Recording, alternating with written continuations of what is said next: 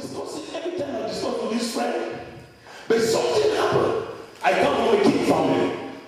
That's where I belong. And this my friend also come from a king's family. The two of us have this discussion in us.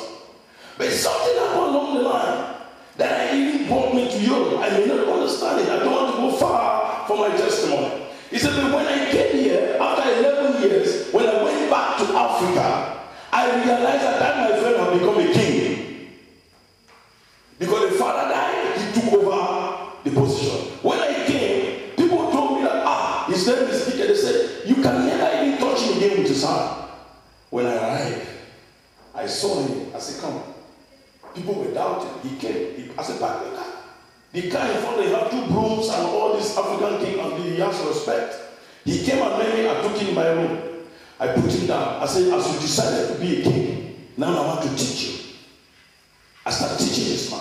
I spoke to him. People were outside calling, where is he? He said, you want to leave me where he was calling me my father. He said, my father has come. So we start, we talk, I train him, I talk to him. He said, now we decided to become a pastor, but that's not what. We just, he said, I said, yes, that is the will of God.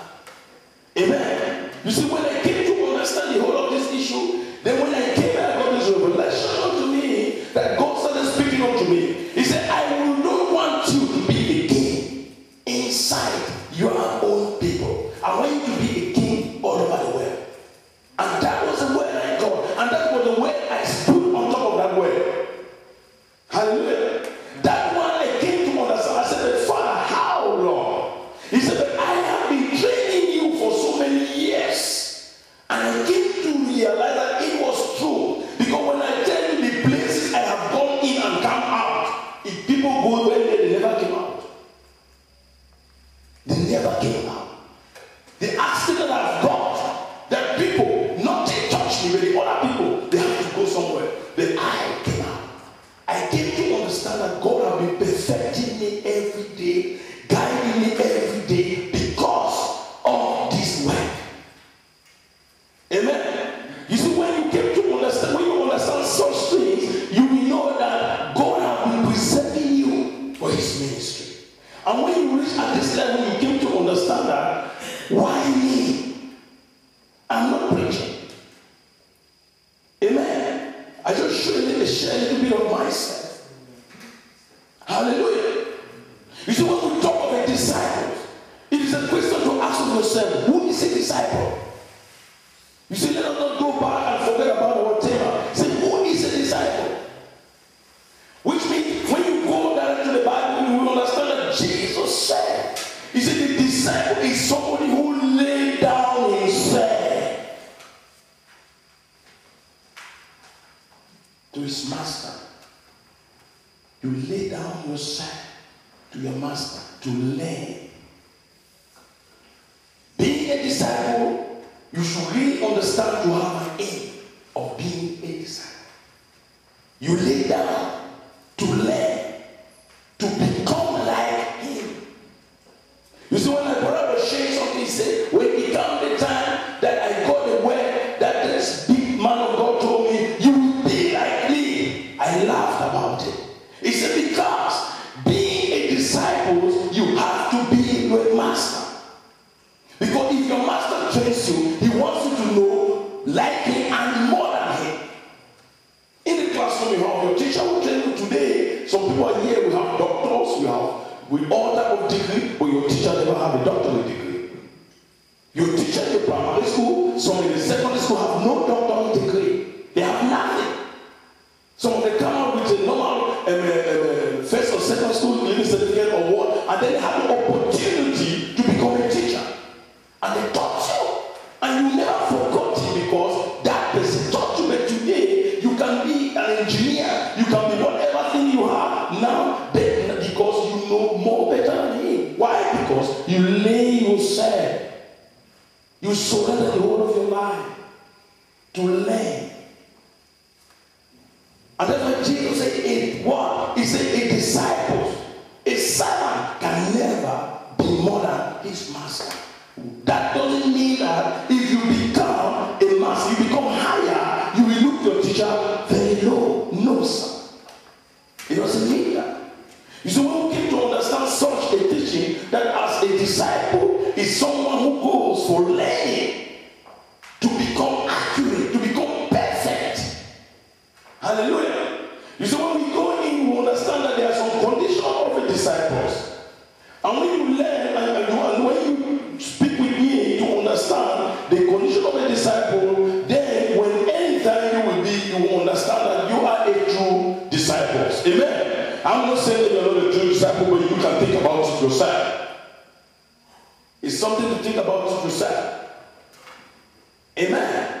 You see, there is a difference what we are about to do to understand what is a disciple. Hallelujah. You see, when you start to understand very well, you know your position, and then you will know that you are a disciple of Christ. You will know whether you are a disciple yourself, or you are a disciple of somebody who is the leader, who is the master above you. Hallelujah. Amen. I'm not preaching, but I just want to have that understanding connection with you together. Hallelujah. I'm not hearing anything. It's okay. I hope I'm not sleeping here.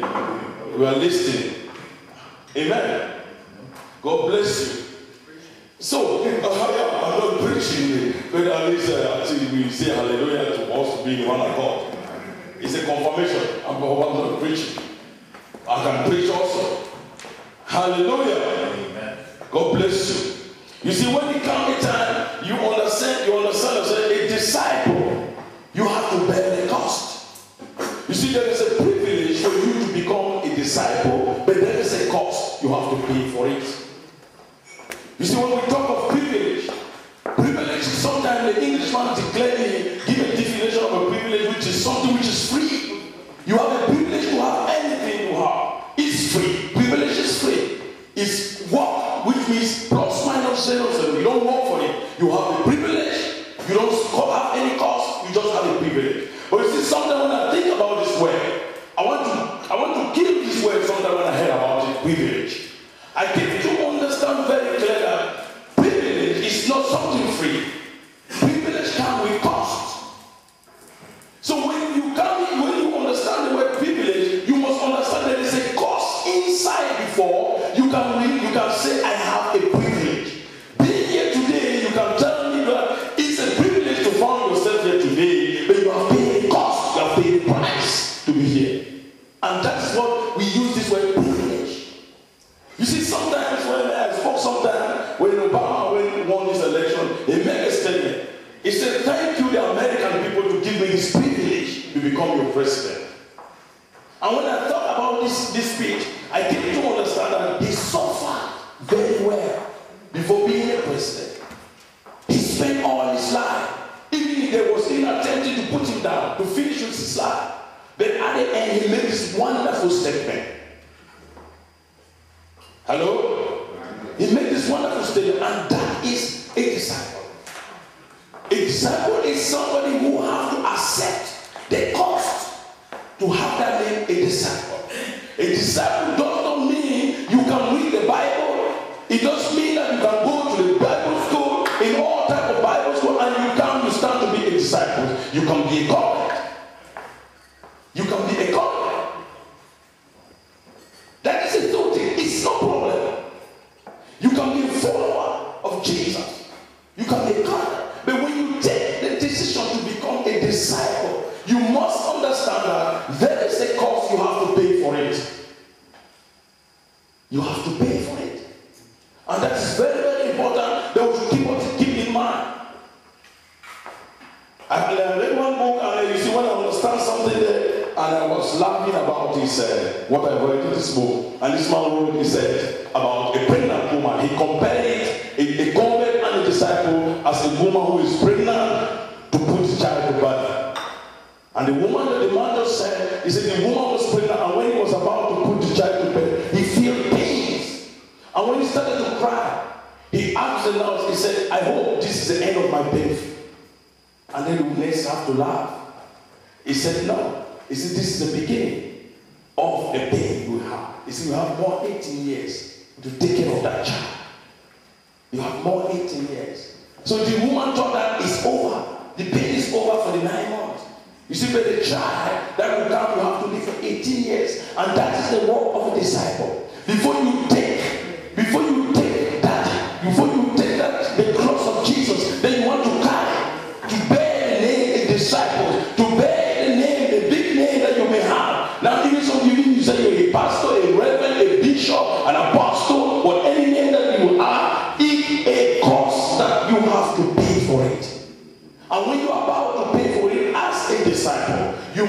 understand that it is your name, is what you accept to do. If I can ask how many thousands of euros you spent to be here today, you must know that you are a disciple. You are blessed because you are able to pay that cost. There are some people who don't even have 20 years to pay to come for a place like this to learn only one word. They don't have it, but they are all disciples. There are some who are great. They may not even want to come. They may not even want to hear something somewhere because they don't want to pay that cost. And that is a word sometimes boggles me up. Because when sometimes we hear sometimes some teaching, I used to confuse myself. And I said, but God, why? Why is it like this? That if I am a disciple, I can't pay that cost. And that is the most important thing, that a disciple, it is a decision that God released unto you, which you can't run in if you have that call. But if you don't have the call, then you have a problem inside. And that's why you see we may be here today. We gathered today here. We expected more people, but the people who are here, I'm satisfied. Our bishop is satisfied. The world is satisfied. I believe the Holy Spirit is satisfied today for you here because you are that one that God has permitted to be in this here place today. Amen. And I believe that before you leave from this place, you will receive power, you will receive authority, you will receive what is going to use, you're going to use as a seed to build your own family and your ministry. As a disciple. You see, I don't want to go very far. When we look a little bit, you see the life of Apollo. Apollo was a disciple. When Apollo started, you see, he was a very young man who came from Alexander, from Egypt. You see, he was a Jewish man. But there was something in the Bible saying he was well trained when he came into Ephesians. This man was well trained and furnished with the way he was a follower for Christ. But as a disciple, there was something that happened. He was a follower, but there was something that happened in his life. You see, when you go to the book of Acts, let us go to the book of the Acts of Apostles. I'm reading a little bit there. Let us go to the book of Acts of Apostles 18.